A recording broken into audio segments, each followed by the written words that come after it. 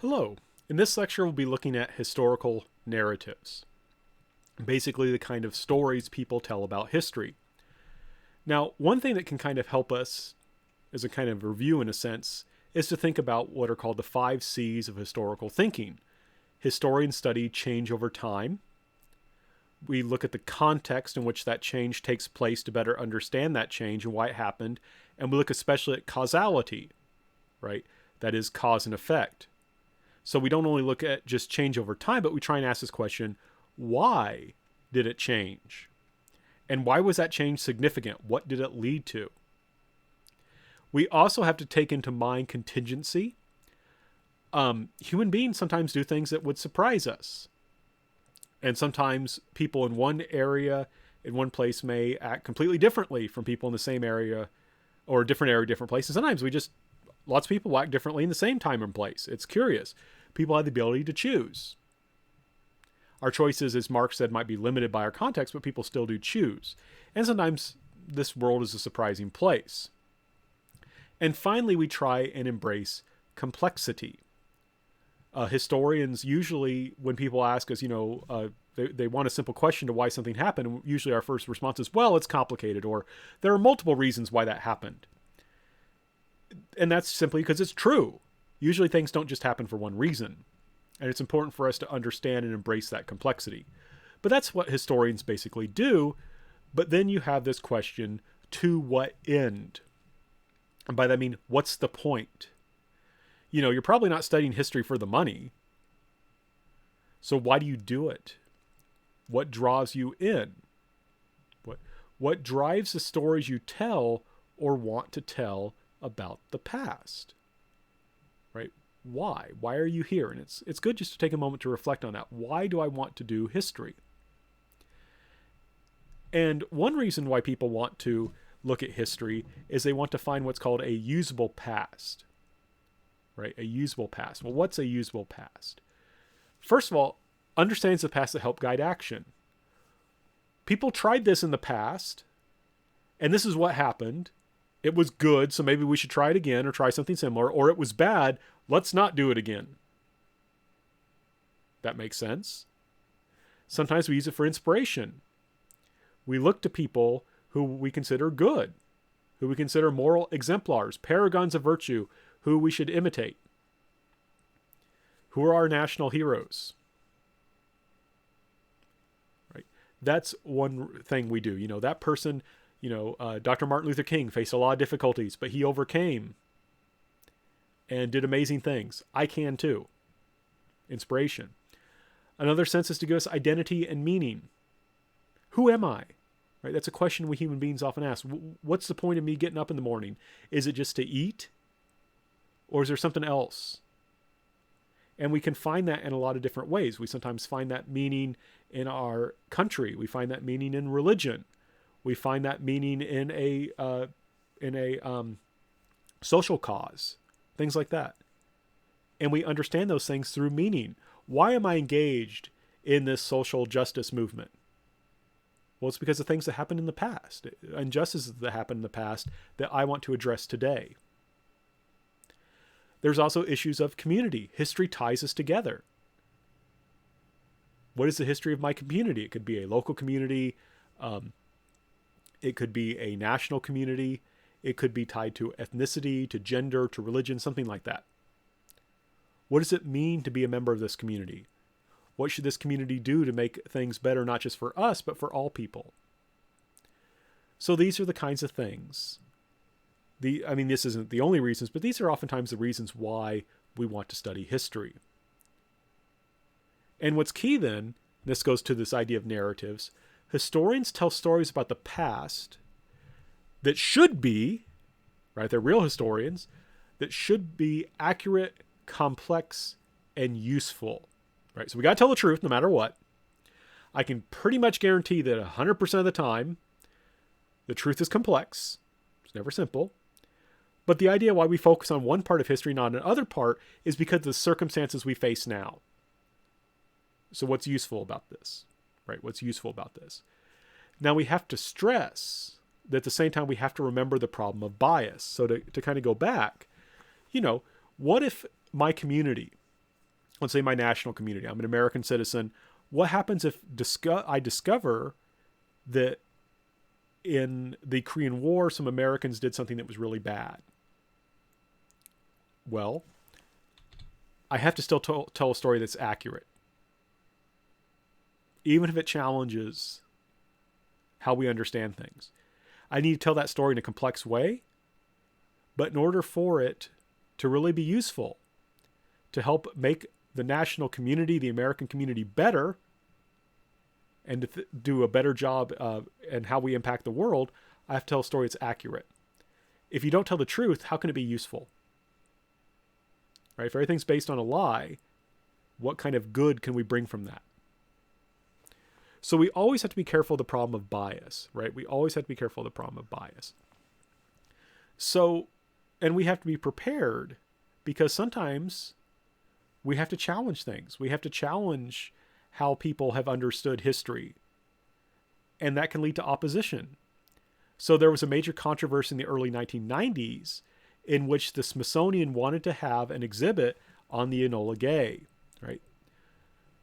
What's the Enola Gay? It was an airplane, a B-29 to be exact, that dropped the atomic bomb on Hiroshima. And there was an attempt to present the bombing of Hiroshima in a historically critical way. So there was a tendency to not only talk about why the Americans did it, but also to talk about the effects, the damage, and the destruction it caused. And many people were upset about that. This threatened their identity as Americans. Well, you're making this look bad. But the United States isn't bad. It's good. It could not be as terrible as you describe. And we had good reason for doing that. And so this is something you have to think about as a historian. Sometimes you're going to face when you try and tell the truth.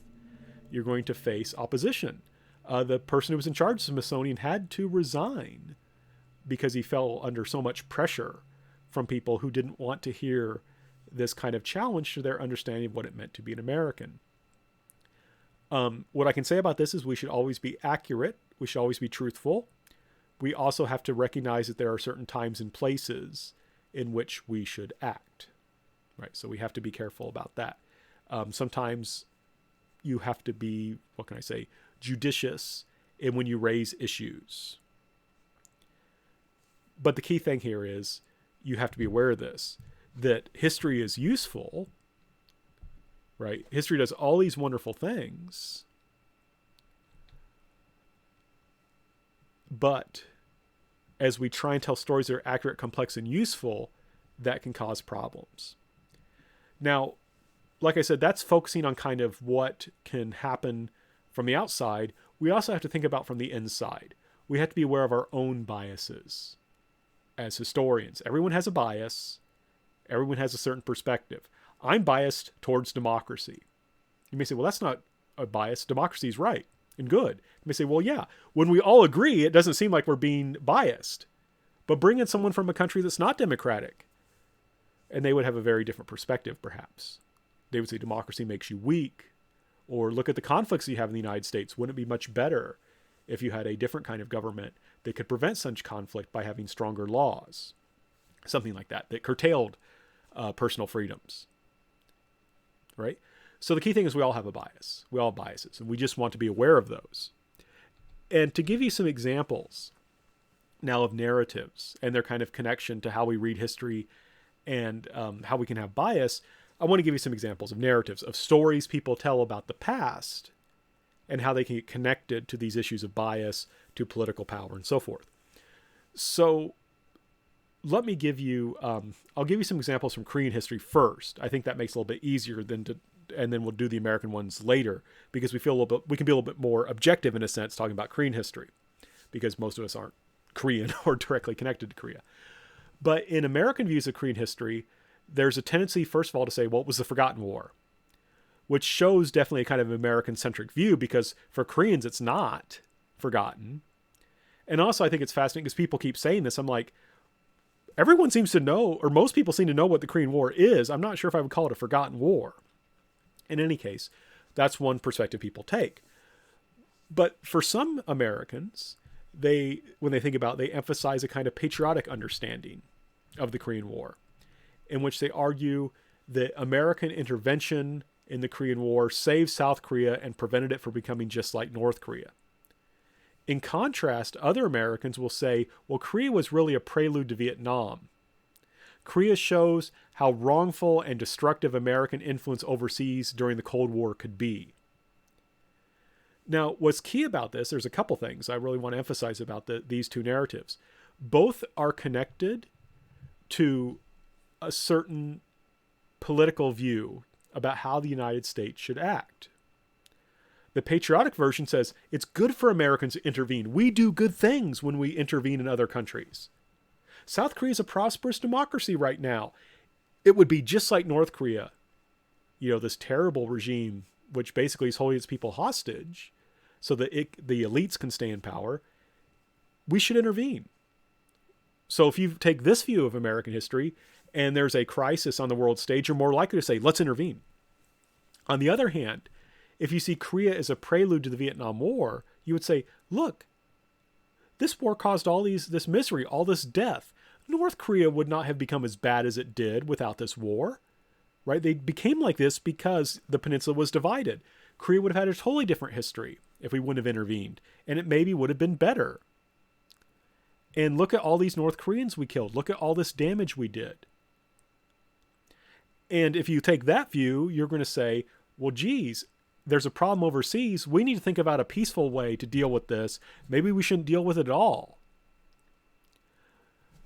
But both these are connected towards certain political views, right? They're connected to certain political views. Similarly, both are connected to identity. The patriotic version emphasizes the rightness of the American national community. Our country is a good country. We're the friend of liberty and freedom, and we spread it all over the world, whereas the other takes a much more critical approach and probably places another kind of identity perhaps above that, saying, for example, universal identity, one that would focus more on multilateralism and the United Nations.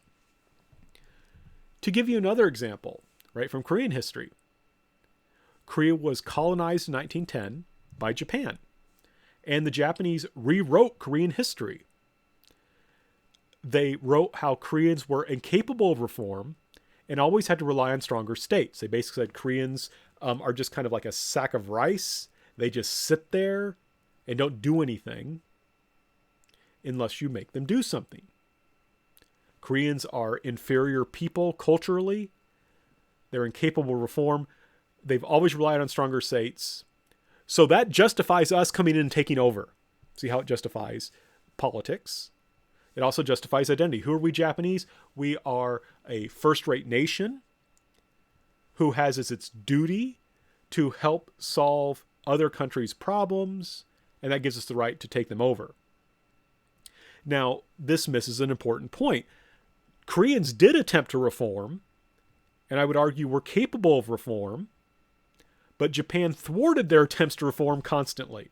There were real Korean attempts to reform, but Japan, through military action, through political obstruction, prevented Koreans from actually reforming. So that kind of misses that point. Koreans, in contrast, do something else. Koreans, when they look back at this history, now that they're independent, would argue we were on the way to becoming modern. We were on the way to reforming, but the process was interrupted by outside interference. This tends to, and this does make some sense, but it tends to overemphasize Korean advances towards modernization. Right? I think they tend to overemphasize their case. To give you another example, there are Korean Christian narratives of Korean history, which emphasize how Christians, especially Protestant Christians, contributed to the development of Korean modernization, and therefore Christianity is good for the nation. To be Christian is to be a good Korean. And one thing they're responding to was Koreans who said becoming a Christian means that you're not really Korean anymore. Those voices aren't very strong anymore, but there was a time when people made that argument. Now, the problem with this is it only focuses on Christian figures for the most parts and movements that are directly related to Christianity. If you're not connected to that, you're kind of excluded. And also it's a problem because during this time period, not more than 2 or 3% of Koreans were actually Christians. So it's hard to argue that they were the central force. And usually they don't go so far to say they were central, but they didn't have as much of an influence because of their small numbers. So they tend to overemphasize that. But again, that's clearly connected to identity. I'm a Korean Christian. I want to kind of bring together my Christian identity and my Koreanness and argue that they're both go just fine together. This is the way I can do it, by showing how my religion contributed to the good of the nation. So I want to give you one more example from Korean history. So South Korean historians often want to explain, and this makes sense, why was it South Korea developed? And why is it that Korea was divided? So one example of an explanation was that in South Korea, through hard work and determination, we were able to develop a wealthy and independent country. Now, you can guess that that is a very appealing explanation, because it basically says, we did it ourselves. And when we consider the fact that Korea lost its independence, this assertion of independence to say, look, we Koreans were able to do it ourselves, especially also when we consider the fact that the Japanese narratives we looked at earlier said, oh, these Koreans are inferior people. For Koreans, this is like saying, look, we Koreans are not worthless. We did something. We were successful because of our own efforts, our own hard work. Now, there's a lot of truth to this, right? Narratives don't work unless there's some truth. And definitely, if you look at things like hours worked in South Korea, you can accept this, right? Through hard work, South Koreans did build up their country. But the problem is, with this focus, it overemphasizes internal factors and misses outside causes for development. For example, during this time, the United States gave, especially in the 60s and into the 70s, the United States gave about as much money to South Korea as it did to Africa or Latin America, right? So we were giving as much money in developmental aid to South Korea as we were to about like all of Africa. They got a huge amount of outside assistance. Similarly, we allowed our markets to be open to Korean goods while allowing Korean markets to be closed to our goods. Basically, we let Korea get the advantages of free trade with us with none of the disadvantages. Now, is that the main or only reason why South Korea developed economically? No. But remember, as historians, we want to tell complex stories, stories that recognize multiple causes. It maybe does make Koreans feel better. And I want to stress, I'm not saying all Koreans think this way, right? But, if you're Korean, this is very appealing to emphasize your own hard work and determination while missing, but the problem is, of course, is it misses why you had this development. And it sometimes, I've seen, leads to this attitude where sometimes, South Koreans can look down on poorer countries and say, see, they just didn't work hard. Not recognizing that South Korea had a particular historical foundations for its development, right? So this is appealing in terms of identity, and and it has some truth to it, but it misses outside causes for development, and that doesn't make for a good historical narrative. It misses the complexity. Another example is, it's ideas we developed, but unfortunately, because of outside forces, the Korean nation was divided, and that division still exists. So this is kind of like, Korea was just, we would have been perfectly unified, but then the United States got involved, the Soviet Union got involved, and that's why we're divided. And if we Koreans would have been allowed to just do our own thing, this would not have happened. Now, it's always hard to argue what would have happened because, possible futures do not leave historical documents, right? Only actual past events do. But my problem with this argument is it misses internal causes for division. The reason why the United States and the Soviet Union, they did play a role in the division, certainly. Most certainly they do, right? I'm not saying they didn't. I'm talking about emphasis. But the key thing was each side had Korean allies. There were Koreans who wanted to make Korea communist, and there were Koreans who wanted to make Korea anti-communist. So this ignores the real political division that existed within Korea. And again, a lot of this comes from this idea of identity, right? This idea, we want to affirm our shared Koreanness because one day we want to unify. And it's just much better to blame foreigners for our problems, right? So you can see kind of a problem here. And I want to stress, I'm not picking on Koreans at all. Remember, I'm a specialist in Korean history, and I'm going to point out some issues with Americans and our understandings of history later. I'm not picking on Koreans. I'm just trying to use these as examples to prepare us for the harder part, which is looking at our own biases. But the key thing here, notice, there's a tendency among human beings to say, why did things go well for me? Why do I have success? It's me. It's something I did. Whereas in contrast, when other people, when we have problems, well, it's someone else's fault. So why did our country develop? Because of things we did. Why is our country divided? Because of things other people did. Like I said, this is not picking on Koreans. Americans, all human beings, like to do this. And this is the key thing we have to think of when we're thinking in terms of bias. How do we not do this? We want to make sure to be fair, to recognize multiple causes. So let's now try and apply this to some American perspectives. So I'm going to give you kind of a conservative and progressive narrative about the history of the United States. So the conservative narrative goes something like this. At some point, the U.S. reached a sort of golden age. There was some point when things were really good. The reason we're not in that golden age anymore, though, there was some sort of decline. Usually this is understood in moral terms. And that has led America to go astray. And we need to recover that to get back to that golden age. So, for example, some Americans would say things were really good in the 50s. And because in the 50s, you know what?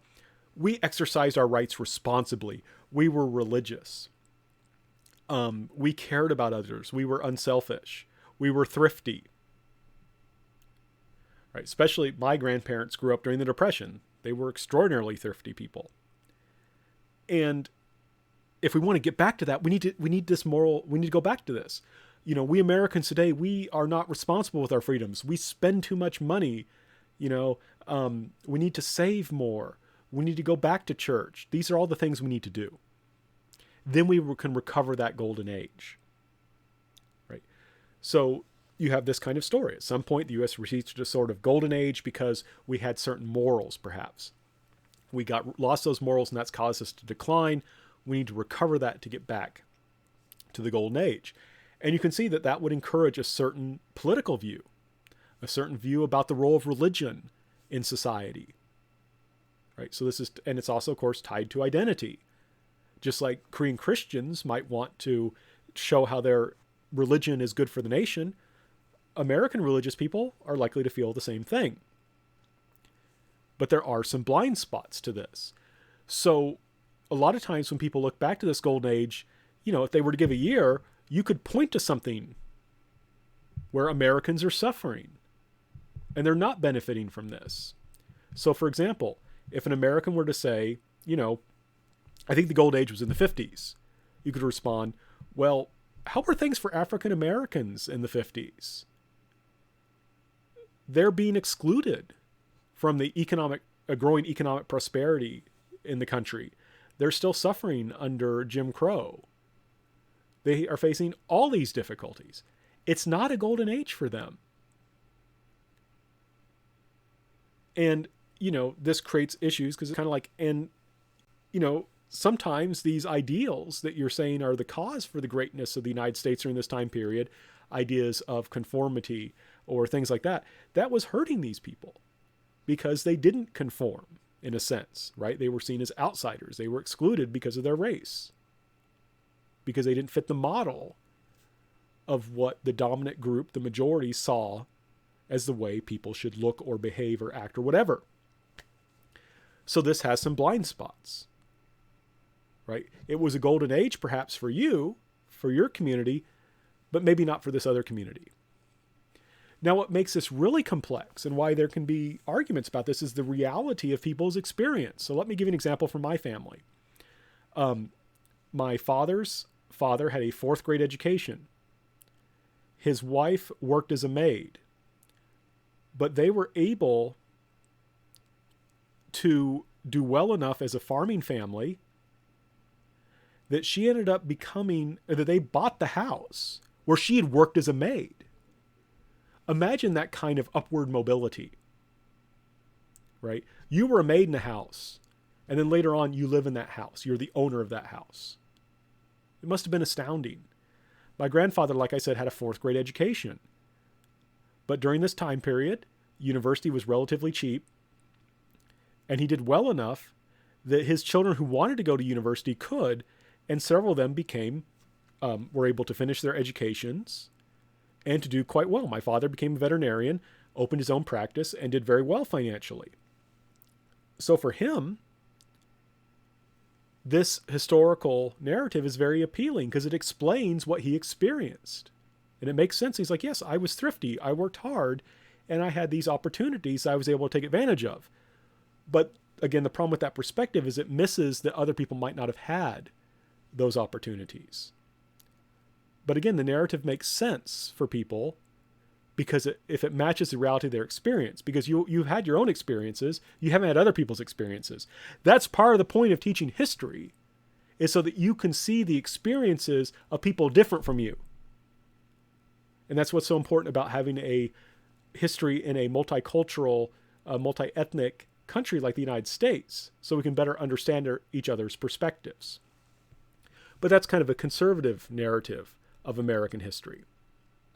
So let's look at a progressive understanding of the United States. This would be more kind of on the political left. And in this history, there's this understanding that liberty started only among a very small group of people, right? White male landowners. You would maybe even add heterosexual white male landowners. And this expansion of liberty and freedom over time to more and more people. Right? So this tells the story of the United States not as having some golden age that we need to get back to, but as this idea of progress. There was this kind of germ, the seed of freedom. I mean, germ is in germination, not germ is disease, but there's like the seed of freedom that only a few people had access to. If you were a woman, if you were a person of color, if you were gay, you were excluded from this. I should also add, if you were the wrong religion, right? You typically had to be Protestant to get this. If you were Catholic, if you were Jewish, you were maybe excluded. Later on, Muslims too. But there's this idea that over time, this small seed sprouts and grows and includes more and more people. And so rather than looking back to a past that we want to get back to, this historical narrative says we need to keep going. The story of the United States is how we can maximize personal autonomy, maximize personal freedom. We need to keep going and going and going until we make sure that everyone is liberated. And so this can, would naturally, tend to be used to justify certain political views. Typically on the left, something like being, the conservative views more Republican, this would be more Democratic. And I want to stress, these two things can kind of mix together. But that this also, like the conservative narrative, connects to this to certain understandings of how power should work. It naturally would also connect to certain forms of identity, right? It's harder if you're African American to look back and feel the same way about George Washington or Thomas Jefferson, since they were slaveholders, that someone who's more conservative is going to look, right? It's more difficult, and for good reason. How can you celebrate someone as a paragon of freedom when they were people who were, like, in the, what can I say, the most obvious way, depriving others of their freedom? Now, again, like the conservative narrative, and you can see I'm doing my best to be even-handed, right? I'm trying as a good historian to present both these narratives in fair ways. And I want to say there's lots of different narratives, but these have blind spots. They can be dismissive of people in the past, especially those who found meaning and fulfillment in older ways of life. So for example, I'm someone who studies religion. And so sometimes people can be very dismissive of religious views and say, well, that's just hate, or, that's just, they're just using religion to try and control other people. And I'm like, well, no, if you look at what these people are actually writing, if you look at the way they're praying, if you look at their other actions, there's more to it, right? If you find yourself as a historian trying to explain why someone did something, you say, well, it was just hate. That's too simplistic of an explanation. There's got to be something more to it. Usually it's just they have a very different worldview. It may be one you disagree with, and it may be right that you're disagreeing with it. I'm not saying that. But what I'm saying is It's important to try and understand people on their own terms. Then you can disagree with them. But we don't want to just say, well, they were prejudiced. Well, why were they prejudiced? Right? And I'm not trying to justify prejudice, but, were they prejudiced because of fear? Were they prejudiced because they were afraid of losing their jobs? Were they prejudiced because they were afraid that their way of life would be destroyed? Again, I'm not trying to justify the bad things people do for those things. Oftentimes people have good reasons. They just do bad things. If that makes sense, right? Sometimes people can have good intentions and then do bad things, right? The point is, as historians, we want to tell complex stories. And when I want to stress a way you can think about this, I'll mention in a second. This goes, again, a lot of what makes this narrative make sense to people is the reality of their own experience. Right? If you yourself are someone who has suffered from prejudice, if your family members tell you stories about how they suffered, you're not going to think about the past as some golden age.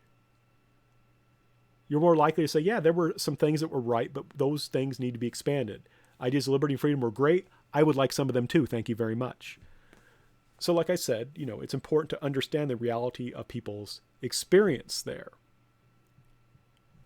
Now, the problem with narratives, right? I tried to give you just two kind of conflicting narratives, and I showed some problems with each one. But the basic problem with narratives is they can easily lapse into a kind of simplistic praise and blame. And in particular, where I blame people who are different from me, and I praise people who are like me. And we have to be very careful about that. Right? Now, I'm not saying we can't do that. There are a lot of cases where that is accurate. Okay. Now, here's the problem with both of these narratives, and with any narrative, is it can easily lapse into simplistic praise and blame, where we just uncritically blame the people we don't like and that we disagree with, and we praise the people we do like and we agree with. And if we do that, we ignore the complexity of history. We ignore the complexity of human beings. We human beings are complex. We make mistakes all the time. And I think when we look back at history, we are in a sense judging people. And I think we want to judge them as fairly as we can. We want to judge them as the way we would like to be judged. I know as a human being, I have my own moral frailties. I mess up all the time. And my hope is that people will, if they were to look back at me, would be willing to criticize me, but also remember that I'm a human being trying to make sense of a difficult world, as we all are. So, as historians, we need to tell complex stories that, while being critical, would present historical actors as recognizable to themselves. What do I mean by that? Imagine that you're writing about Puritans. You may not like Puritan religion. You may think Puritan religion is terrible. But if you're writing about Puritans, you want to do so in a way that a Puritan, if they were to appear today, would be able to recognize themselves in. You maybe have you ever been in an argument with someone where they just refuse to understand what you're saying? Like, they insist that you're saying things that you're not saying. It's really frustrating, isn't it? We don't want to do that to other people. We want to be fair. So you may not like the group of people you're studying, but you have to be able to present them in a way that they would at least recognize themselves. Right? You want to present them in a way that they would be recognizable. And they would say, yep, that's me. That's who I was. And as a kind of way to end this, what stories about the past do you want to tell? What stories about the past do you think should be told? There's a good chance that you have a real good reason for wanting to be a historian, that you want to do good in this world, that you want to make this world a better place. And it's good to take the time to think, what stories do I think need to be told to do that? How am I going to make this world a better place through history? And at the same time, How will you make sure they are accurate, complex, and useful stories? That's difficult to do. To do that, we have to consider the outside forces that we face to figure out what is a useful story to tell, but also is a story that people are ready to hear. At the same time, we have to look inside ourselves. And we have to say, what stories can I tell that will be fair?